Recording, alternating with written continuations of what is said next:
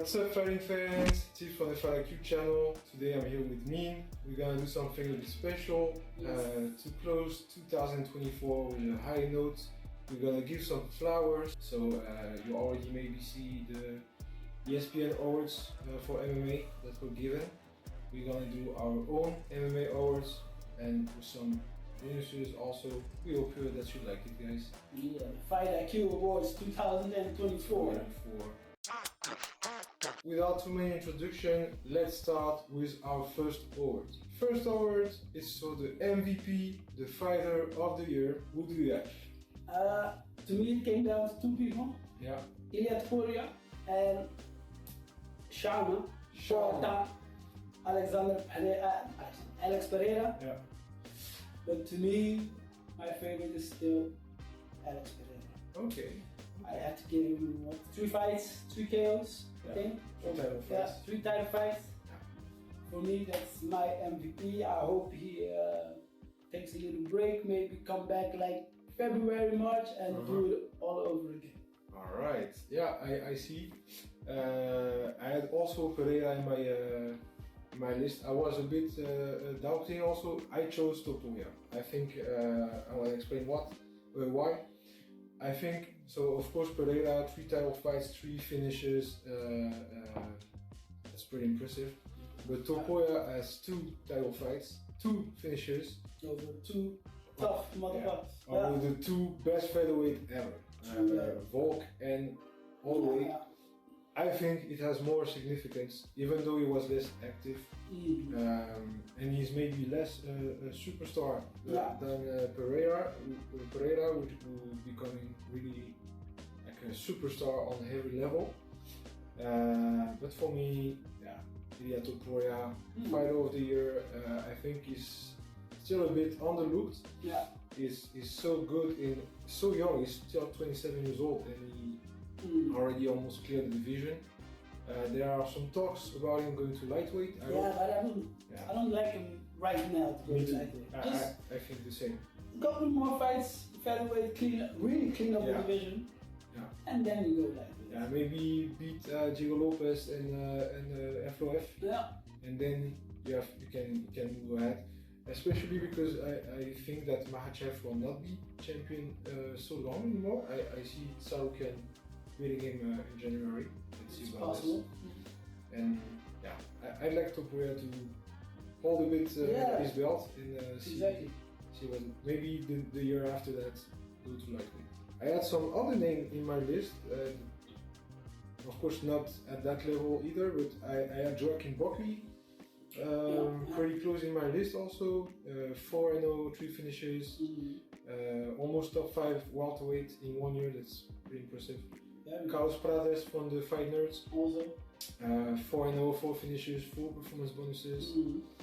Diego Lopez also 3-0, 1 finish. Also he stepped up last minute in a few occasions. I think it's pretty dope. But yeah, that was all I got for Fighter of the Year, MVP. So for me, Pereira, and for me, Ilia Topuria. Yeah, which I fully understand also. Yeah. It was one or the other. It was pretty close. Yeah. Let's go to the next award.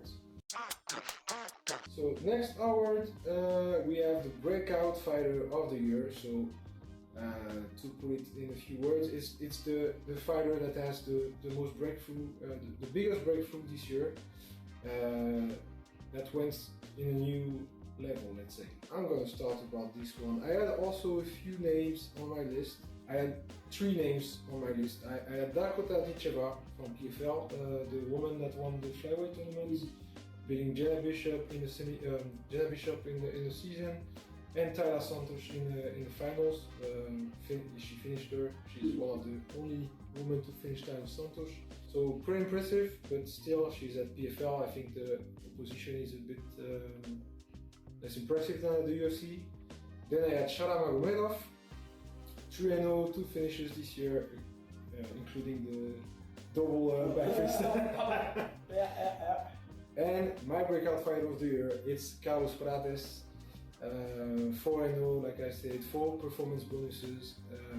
Now ranked in the top 15 of the welterweight division after knocking out Neil Magny.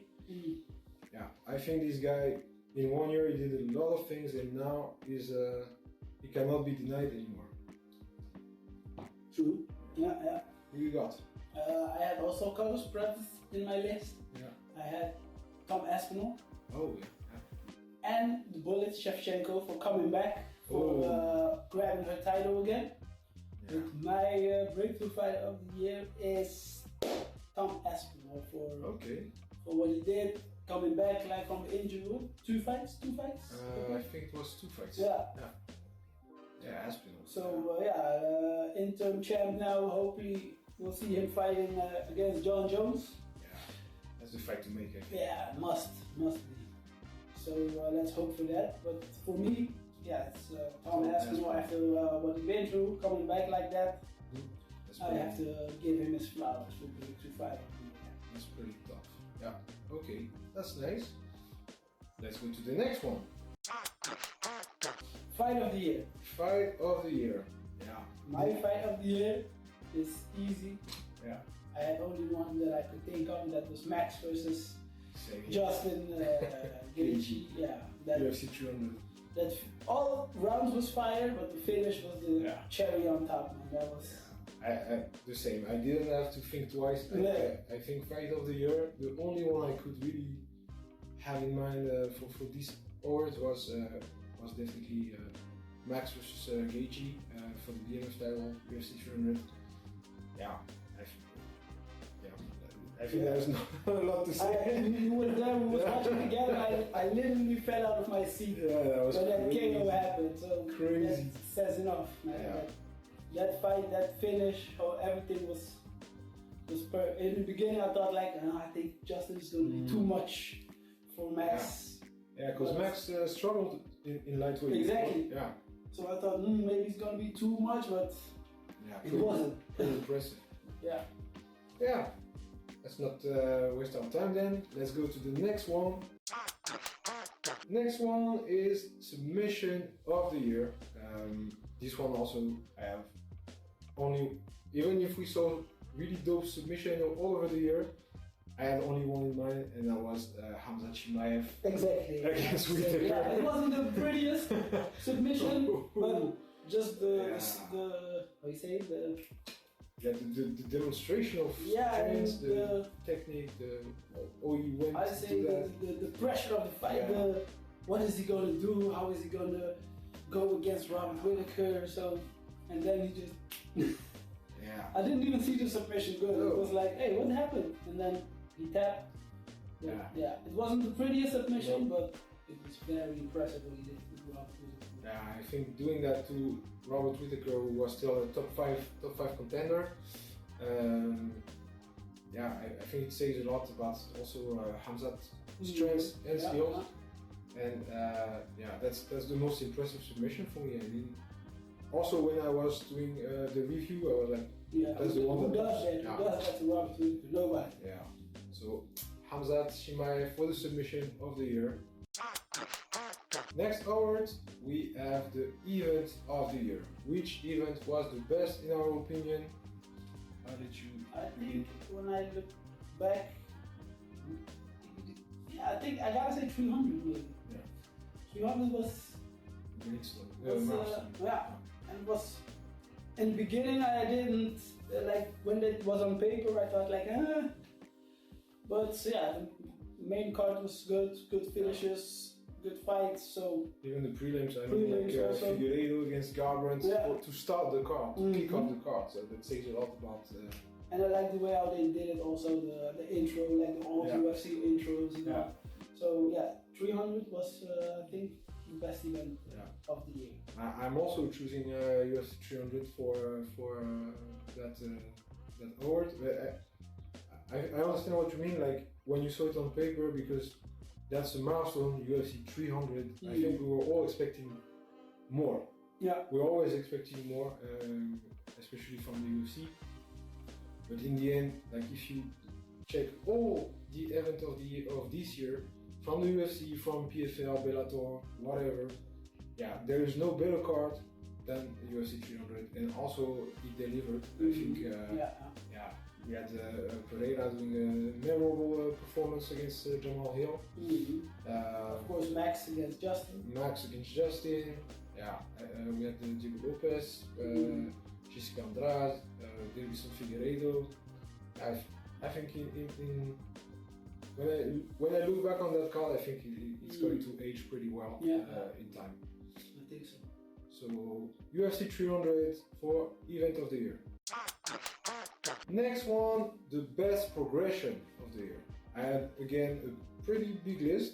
This one was a bit tougher to decide. Let me go through my list. I had Richie Miranda, who was 3-0 this year. He's fighting at LFA. He was more a wrestler back at the beginning of his career. Now he's really more complete. But yeah, that's LFA. I think we have some better progression on bigger leagues. So that was not for Richie Miranda this time. I had Anthony Hernandez, middleweight at the UFC, 2-0 this year, 2 finishes. He's ranked. His last performance against Michel Pereira was really impressive. Charles Johnson, ENG, 4-0, a lot of activity. He had some pretty tough battle, and I think it shows a lot about his progress also. Also, he was coming out of 3 losses in a row, so he reversed the machine a bit. Really impressive, and also he had 2 performance bonuses. Then I had also Chase Hooper, also somebody that showed a lot of progress. He arrived really young in the UFC, and now he's starting to find his flow. He has better striking. This year he went 2-0 with 2 finishes. So yeah, Chase Hooper also someone that's worth mentioning. At Renato Moicano also, I think even if he's somebody really experienced, I think he's still progressing. His last performance against BSD, his finish over Jalen Turner. I think the guy is serious. He's now a top 10 contender in the lightweight division, so big progression for him. But I had to give that distinction of progression of the year to Kayla Harrison. First year in the really big leagues, she was the face of the PFL before, dominating over there, but without too much competition. And now she entered the UFC this year in the bantamweight division, and she went 2-0, finishing Oli Holm and number 2, I think, contender Kathleen Vieira. She didn't finish her, but she beat her quite obviously. Big progression in the striking and still little in the grappling department. So for me, Kayla Harrison, best progression of the year. Nice, it's a good choice. I forgot, to be honest, all about her progression of Kayla Harrison. It was a good choice. Maybe I would pick her too. When I picked Talbot, Peyton Talbot. Because I like his style, I like what he does. I think he has a bright future. I think he can be a superstar if he wins fights and just keeps doing what he does and stays how he is. He's like very relatable, I think, to the younger generation. Yeah. Something a little bit like what's his name? The colorful. Sean O'Malley. Yeah. Different, but like in the same area. Like, I think. I see what you mean. Yeah. So I give him the prop back of the year. I think he has a bright future if he continues in this path. Alright, so Kayla Harrison for me, Peyton Talbot for me. Let's go to the next award. Next one is the best resurgence. By that I mean somebody that went through a hard time and is now back on top. Who you got? Best resurgence. Forgot that one. Let me think. Best resurgence of the year. Like in what sense? Like who? Yeah, for example, I'm gonna say mine. I had 2 people in mind. I had Dominic Reyes, who had a revival in his career. After losing to John Jones, he went 3 times getting knocked out. And now he's 2-0 this year. I think he's back. He's back on top. He beat, if I'm not wrong, Volkan. No, who was it? Shit, I forgot. So I wrote it down. No, I didn't write it down, but he had 2 finishes. He was 2-0, 2 finishes. Last one was Anthony Smith. Yeah, Anthony Smith. So yeah, I think that's good for Dominic Reyes. But my best resurgence was Petr Yan. Petr Yan 2-0 this year again, beating some tough contenders. He beat Song Yedong and he beat Davison Figueiredo. So he proves that he's now back in the title discussion for the bantamweight division. I think that's pretty dope. Especially that before that it was, if I'm not wrong, 3 losses in a row. Yeah, 3 losses in a row.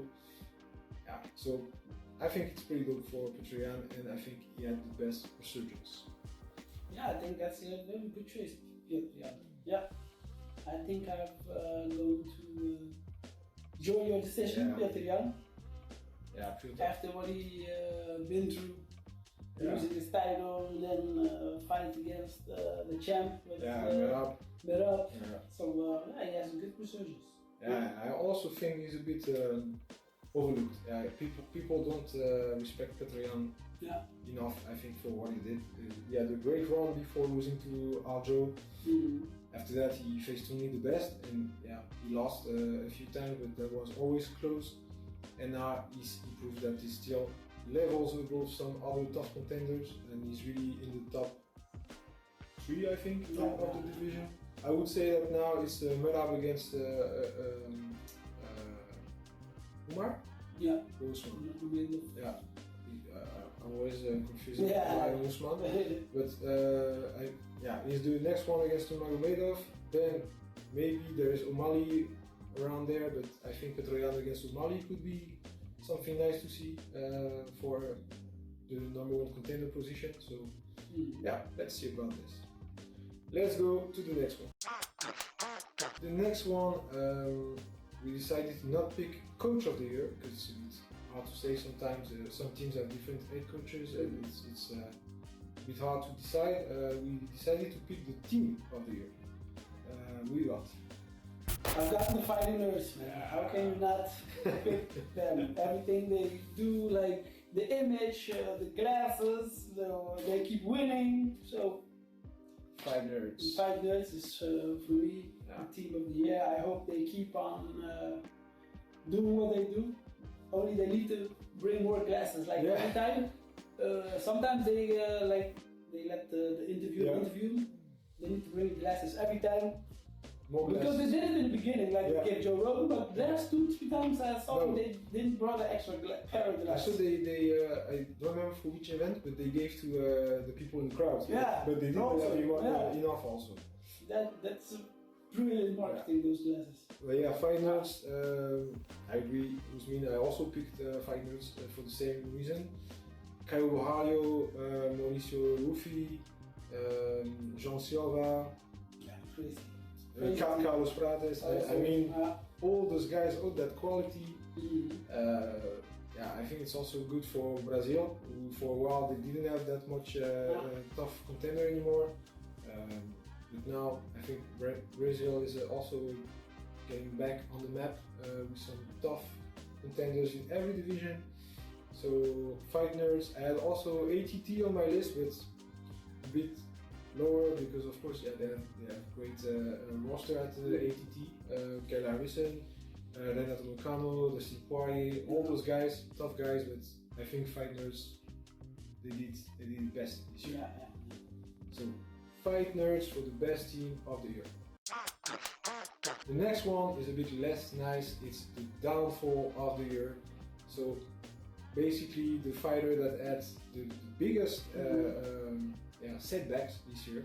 I'm gonna go first. I had a few guys on my list.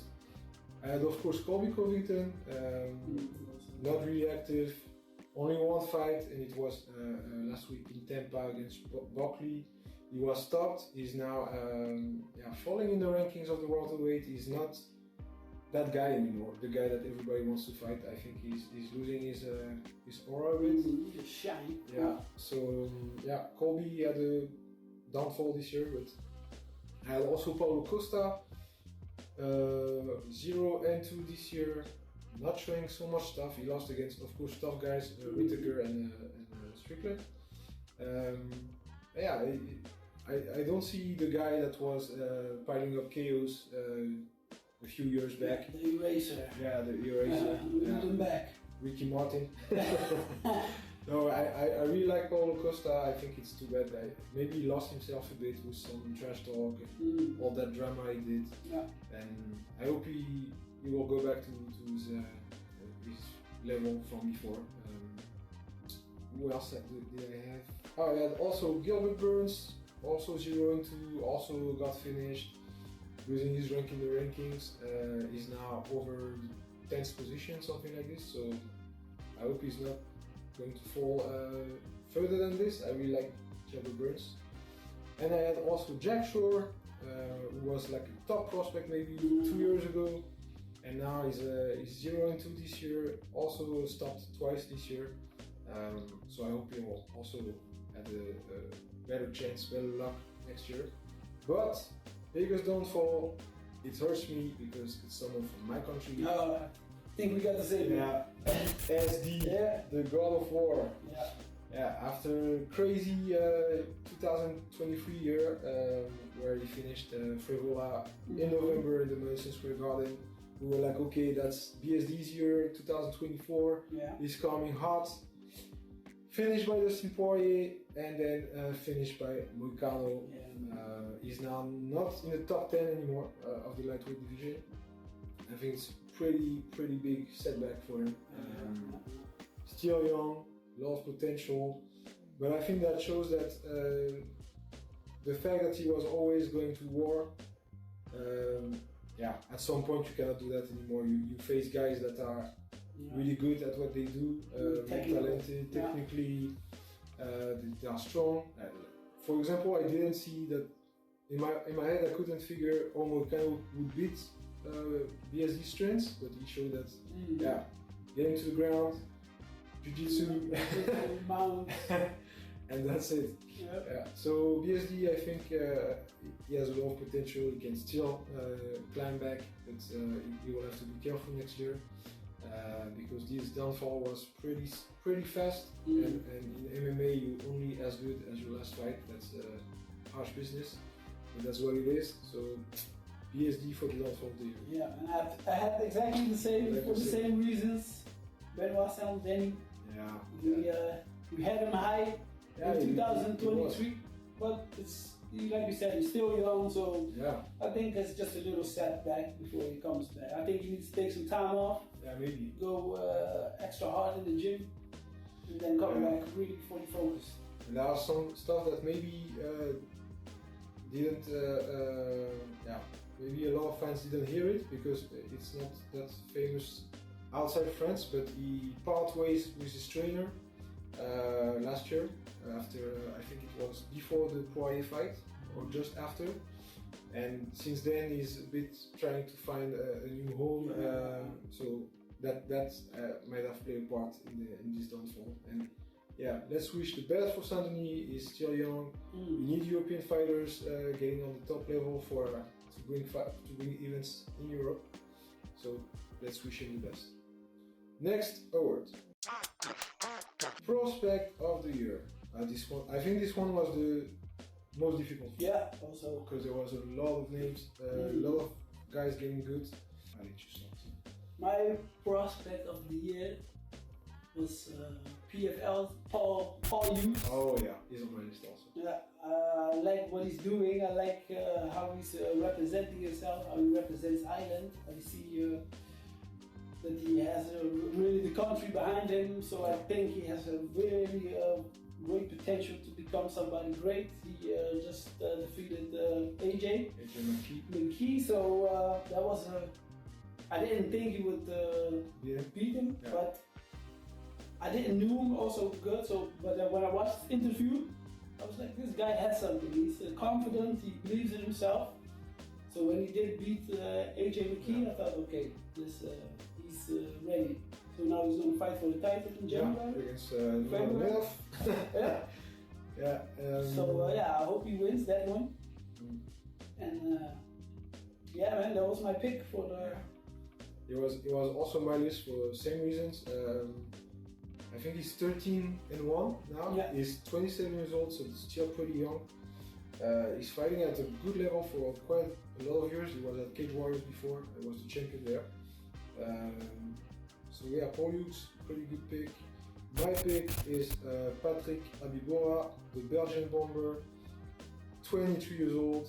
He started his pro career this year and he went 5-0 with 4 finishes, including 2 at PFL, 1 in RS, the French organization. He is the IMF World Champion. IMF is the Amateur World Championship for MMA, pretty high level there. So yeah, this guy, I think he has a big future, big and bright future. We will see him at the UFC, no doubt. He's only 23 years old. He's staying active because I saw that he already has a fight booked in January. I haven't heard of him, but check him out. Yeah, definitely. He's really good. Of course, I had some difficulties to also put him first, but for the activity, and still he's fighting in pretty big leagues, RS and PFL. I had him, and I think, yeah, this guy is the future. Check him out if you don't know him, he's really good. On my list, I had some other guys. I had Felipe Lima from the UFC, the guy who trains in Sweden. Brazilian, trains in Sweden, 2-0 at the UFC in featherweight division. 26 years old, pretty young, so also in the list. I had Lewis McGrillen, PFL Europe champion, 3-0 this year, 2 finishes, 11-1. Only 24 years old, pretty good also. Peyton Talbot, we put him at the best progression, but he was also in my prospects. 2-0, 2 finishes, 26 years old. Mansour Abdul Malik, newly contracted by UFC, 3 fights this year, 1 at LFA, 1 at the Delaware Contender Series, 1 at the UFC, 3 finishes. Who did I got again? Oh yeah, I had Kade Rutolo, one of the Rutolo brothers, the 2 jiu-jitsu guys at one championship. Kate, 21 years old, he started MMA this year, he's 2-0, 2 finishes. Keep an eye on him. Chanel Dyer, PFL Europe flyweight woman contender. Unfortunately, she could not go to the finals because she was injured. I think she could be the next Dakota Dicheva also. Pay attention to her, Chanel Dyer. Losene Keita from Octagon, 3-0 this year. Max Holzer from Octagon also is 3-0, 2 submission, and I think he's only 22. 4-0, 3 submissions, 22 years old. And of course, Paul Hughes, like you mentioned. And Rajabali Shaidulaev is fighting at Rising in Japan, 2-0, 2 finishes. So also keep an eye on him. But yeah, a lot of good prospects this year. Can't wait to see what they will do next year because they will not be prospect anymore. Let's see if they confirm. And yeah, let's keep an eye on Paul Hughes. I think he's great. So Paul Hughes for me, Patrick Abibora for me. Let's keep an eye on them for next year. Next one, again, something a bit less nice, is the disappointment of the year. So it can be in terms of results, but it can also be of lack of activity, or maybe not fulfilling to the highest their potential. Who you got? I don't specifically have a fighter. Yeah. I have an organization, and it's Bellator. Oof. I don't know who to blame. Should I blame PFL or Bellator? I don't know who to blame. But it's the same now. Yeah, exactly. But they need to do something with their fighters because their fighters are not getting fights. They're complaining. They want out of their contract, and so I don't know what is going on that side. But something has to happen because they have a nice roster. They have a nice roster. Or put them together, all of them, or let them go, but do something. It's not clear to the fans what is going on. Like you have PFL Championship Series, you have contend. I don't know what they need to make it more clear for the fans to see what we can expect because the PFL Europe, PFL Africa, Middle East, I don't know what. So yeah, I think they're trying to do something nice, but yeah, exactly. Like you say, it's also we heard rumors about how they treat some fighters from that were in Bellator, Musashi, for example. Exactly, Pitbull, those kind of guys. Yeah, I also think for now PFL World, so the 1 million tournament, let's say, they only do events in America and then in Saudi Arabia. I think the final. I think they could go someplace else because apparently they have trouble finding big venues in the US. They only do not small venues, but smaller than the UFC. Yeah. Maybe they could go to Europe because there's also a lot of European fighter, at least Eastern fighter on the roster. Like all the winners from this year, they are European almost. So maybe come also a bit to Europe. You will fill the venues, no doubt. And yeah, they need to bring more clarity because right now we don't know who the Bellator contenders are. Who fights for the title in Bellator, who gets in the regular season for PFL. Exactly. What is going on? They say also in America they can't see PFL Europe. Yeah. So I don't know what they're doing. I hope in 2024, 25, there's going to be some clarity so we can know what we can expect from a PFL or Bellator. All right. So that was my pick. The pick for me, so PFL, Bellator, you have to do better, guys. For me, I picked a fighter. I picked Mohamed Mokaev. Not because of his results, because he's 3-0, but he was kicked out of the UFC for bad behavior apparently. Back to Brave CF, where he won his first fight this year. So yeah, I think this guy is really talented. You can have criticism for his style. I mean, he's a wrestler. He's mostly dominating on the ground. Not a lot of finishes, but still, I think it's pretty clear that he has the skill set to dominate the flyweight division. And the UFC flyweight division was a bit in a place where it was stalling. We had a lot of the same fights like Royval, Moreno Figueiredo, Pantoja. I think now, of course, now it would be the perfect fit if he comes back. I really would like to see him back to the UFC. There is no other organization that can rivalize with his talent. He's too good for PFL. He's too good for Brave. He was a champion back then, and now he came back. He's destroying his opponent again. Let him get back to the UFC. Maybe get a better entourage because right now I think that's part of the problem. But Mohamed Mokaev, disappointment for me. He really had the talent to be champion in the flyweight division at the UFC, and I'd like to see at least him get the chance to try that. I hope so. I had some other disappointment that I listed. I had Cyril Gane. I had him also on my list. Yeah, because only one fight this year. He's in his prime. He should fight more often. He should get those title fights. He should be the next one to fight against Aspinall, for example. He had only one fight, one controversy win against I wasn't impressed by his performance. Definitely. Yeah. I think he lost, to be fair, against Volkov.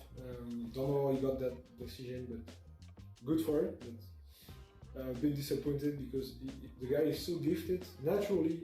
Exactly. And he's in his prime, so I hope he's not wasting it doing some other stuff. Yeah, it went downhill when he did want to fight, I think, Tom Aspinall. Yeah. Then, they say he ducked, he says no. Yeah, he says he had a movie or something, filming, blah blah blah. We don't know for sure, but let's hope Gane will come back stronger next year. Yeah, he's a good fighter to watch, you know. He's really good to watch.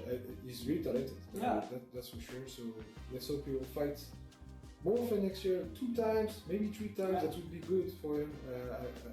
I think he's the kind of fighter. The more they fight, the better they are. So let's see. I had also Leon Edwards on my list. Also only one fight. The title fight against Belal, which he lost. Heavily, Of course he no was. Discussion. He didn't show his best self. He was injured apparently also. That's also why we didn't see him back this year. It's another good year for him. I think he's so good, Leon Edwards.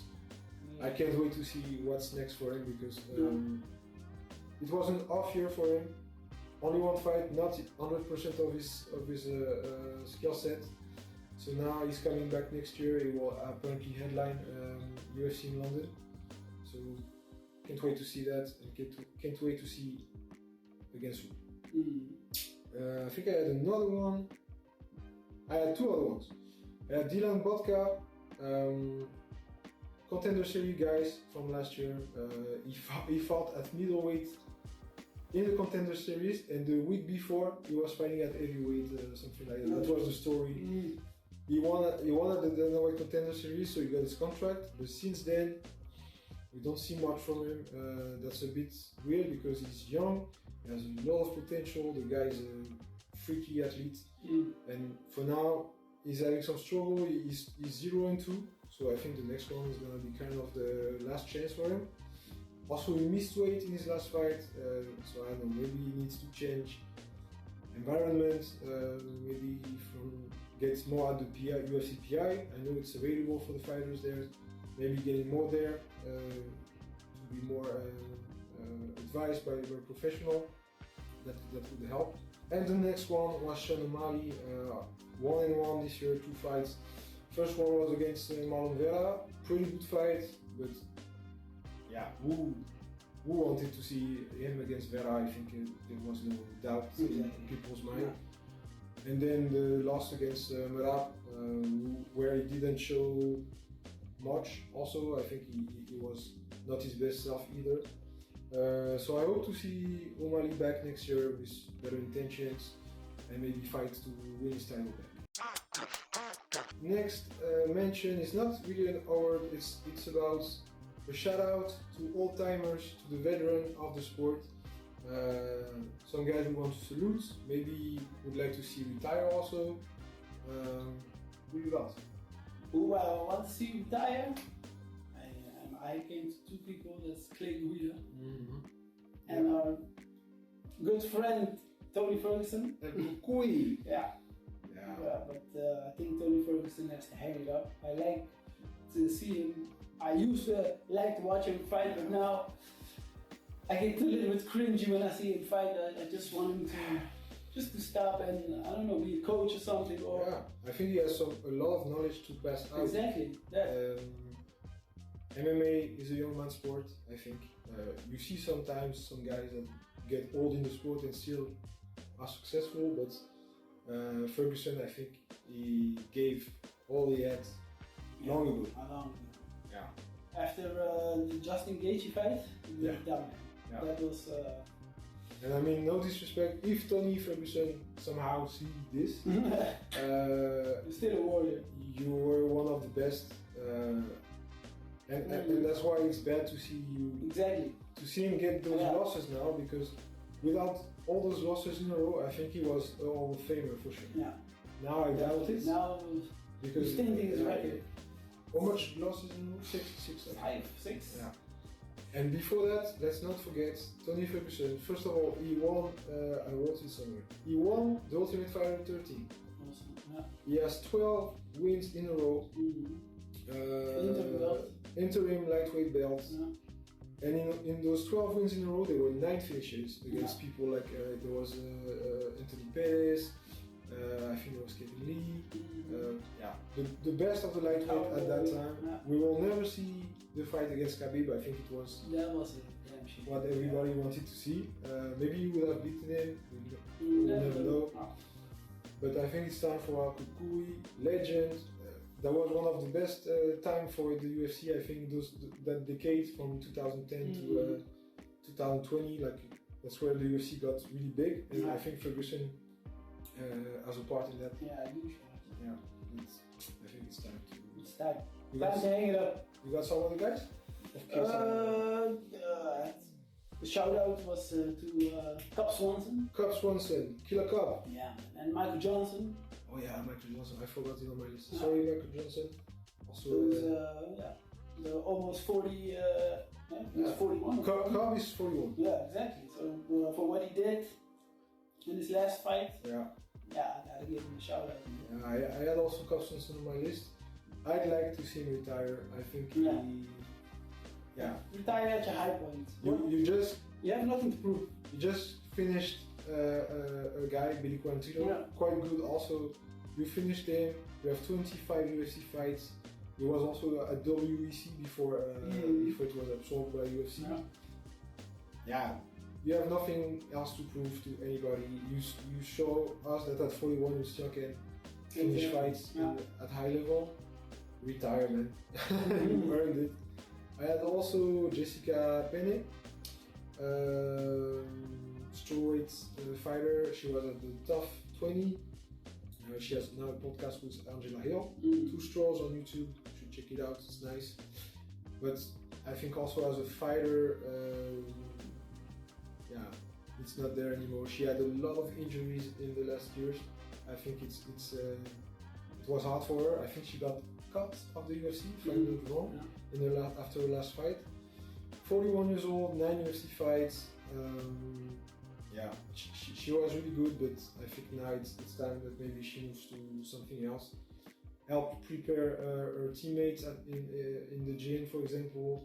Maybe give some knowledge also, because she had a lot of experience. And focus also maybe on the podcast, because they're doing nice stuff with Angela Hill. I had also Neil Magny, 37 years old. 34 UFC fights. He was at the Tough 16, so back long ago. But also now he's on 2 losses in a row by finish against Michael Morales and Carlos Prates. He was great, Neil Magny, but now I think he cannot keep up with those young guns. Young assassins. Yeah. So young lions.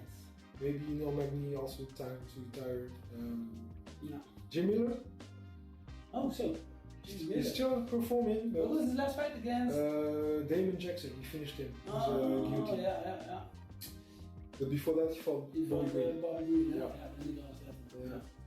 45 UFC fights. I mean, I think he's one of the guys with the most, maybe he's the one with the most UFC fights. He's there since 2008, so 16 years ago. I love to see him fight, but somehow I want him to stop. I don't want him to get punished by young guns. He's a stepping stone. Man, he's still really good. He can still perform, but I'd like to see him or retire or face only guys like him. Guys that are there for a long time. This kind of guy. And I had Marco Chiesa also. Also top 15. I think he's the top 15 winner. Top 15 winner. 20 UFC fights.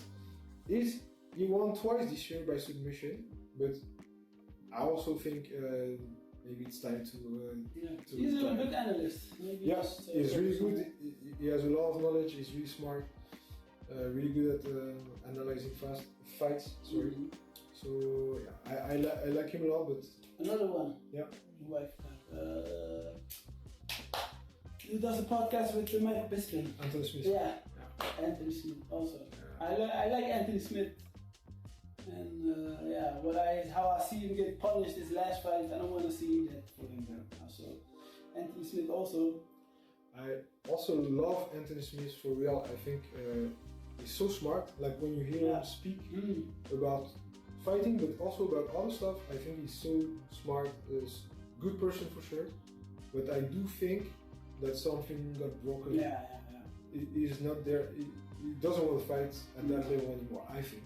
Maybe I'm wrong, but you saw him against Roundtree, getting smashed, and now against Reyes. Against Reyes. I think he doesn't want to be there anymore. So maybe just hang out the gloves. I think he would be a great coach. I would love to see him teach me a class. I think he has a soft-spoken. He has a bright future in that area, coaching and analyzing fights. Also him. I was thinking about Rob Font, but he's still also performing. He's still ranked, I think. I think we've got KO here. No, we say Max and Justin. Yeah, because we did that also with Fighter. Yeah. I think we combined them. Oh yeah, you're right. Yeah, you're completely right. But yeah, it's almost the same I forgot the KO of the year, and of course Max already. I had also another one, ZM versus Frevola in UFC Paris.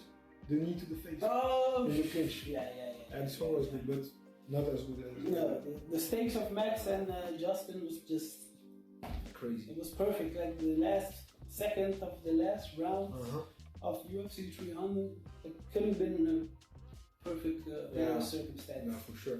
I think we went through all the distinction we wanted to give, all the flowers, all the warnings, if we can say so, for this year. Great year of fighting. We say a lot of UFC stuff, but of course there's the biggest organization, so it makes sense, but we don't forget all organization, PFL, Bellator, Octagon, Brave. I need to watch more also those small organizations. I think Brave is a really great one. They have some great fighters, especially from Eastern Europe and stuff like this. And now they are getting more often in the rest of Europe, France, Netherlands. So we get to see that firsthand. World Championship still pretty good, even though if they losing some fighters right now. So great year for MMA, great year for fighting in general. So we didn't do always for all the sports. Boxing was also a great year. Boxing was great, kickboxing, Muay Thai, everything. We got a great year of fighting. Let's hope for the best for 2025. We'd like maybe to do a preview for 2025, like maybe a video about who will have a great year. Yeah, maybe some predictions. Yeah, some predictions. Exactly. Let us in the comments what you think about this, also what you thought about the distinction we gave today, if you agree, if we missed somebody, comment, hit the comments and tell us. Punch that like and subscribe buttons, join us on Instagram, on YouTube, TikTok, everywhere. And have a great 2025, and let's have a lot more great fights. Yeah. So take care of your close one. Enjoy the end of the year festivities with your family and close ones. And we see you in 2025.